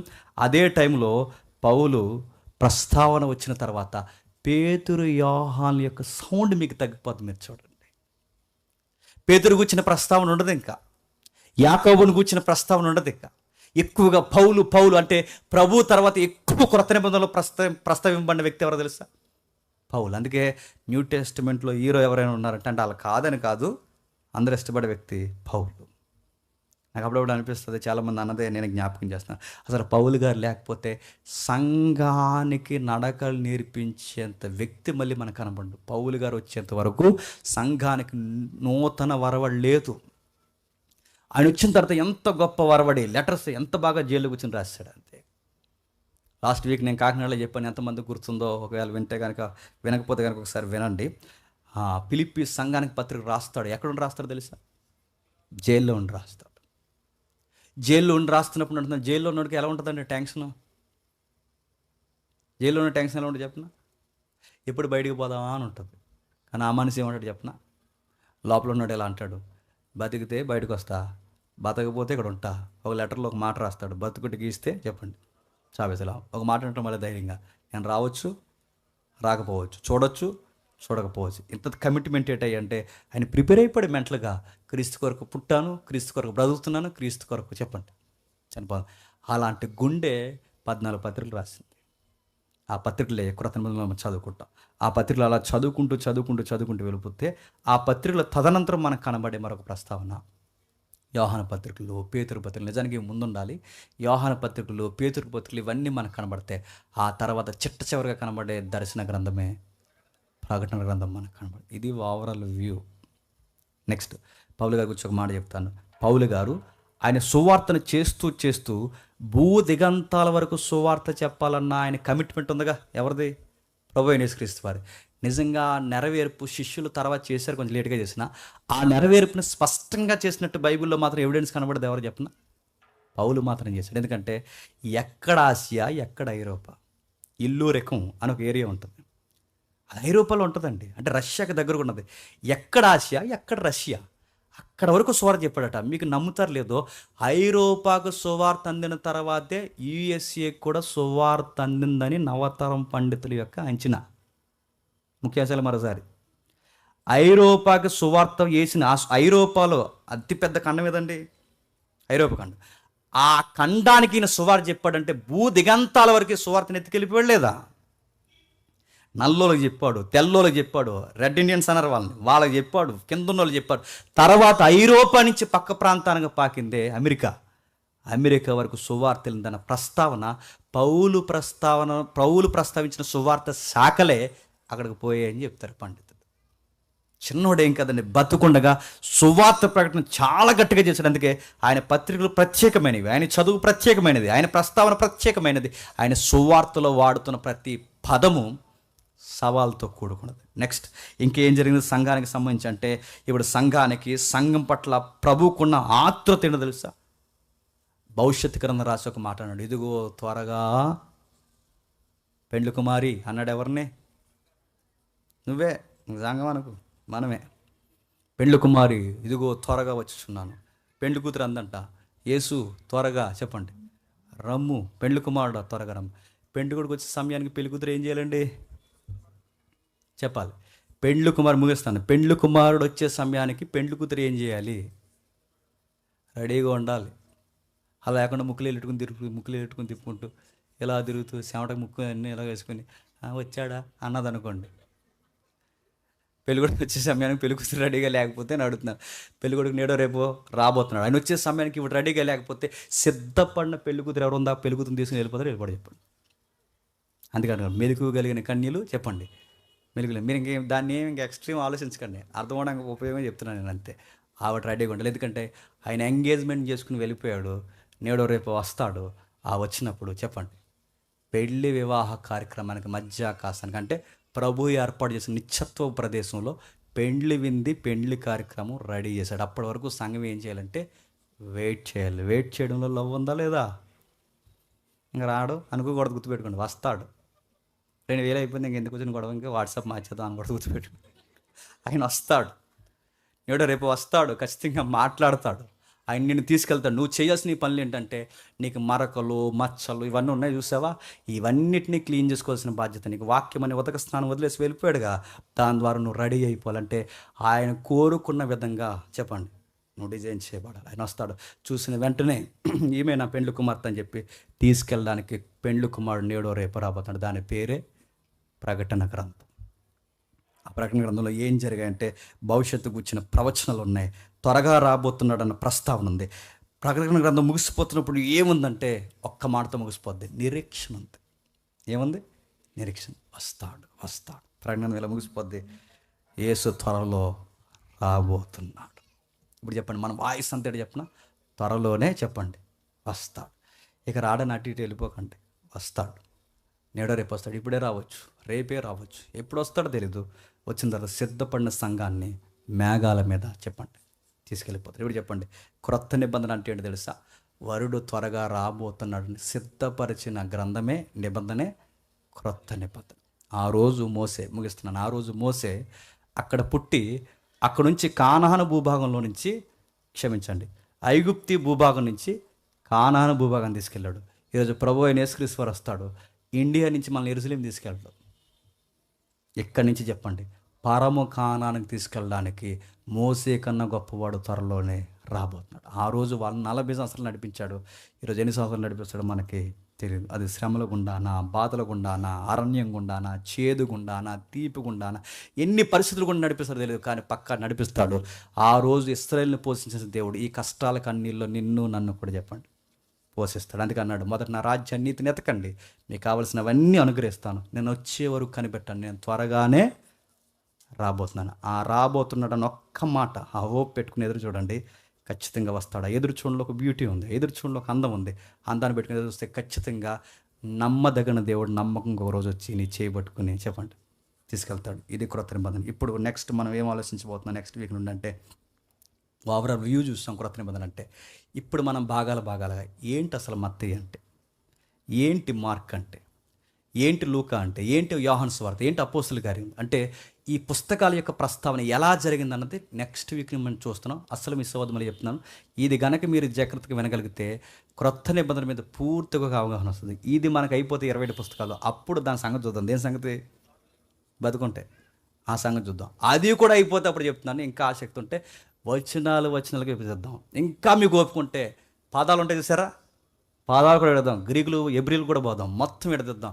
అది దేవుడు మనకు ఆయుష్ని ఆరోగ్యాన్ని ఇస్తే మన జనరేషన్లో ఎంతో కొంత బైబిల్ కామెంటరీ రాద్దాం. ఆడు నేను చచ్చిపోయే వరకు మాకు గోల్ అది. మేము సొంతంగా బైబిల్ కామెంటరీ రాయాలి.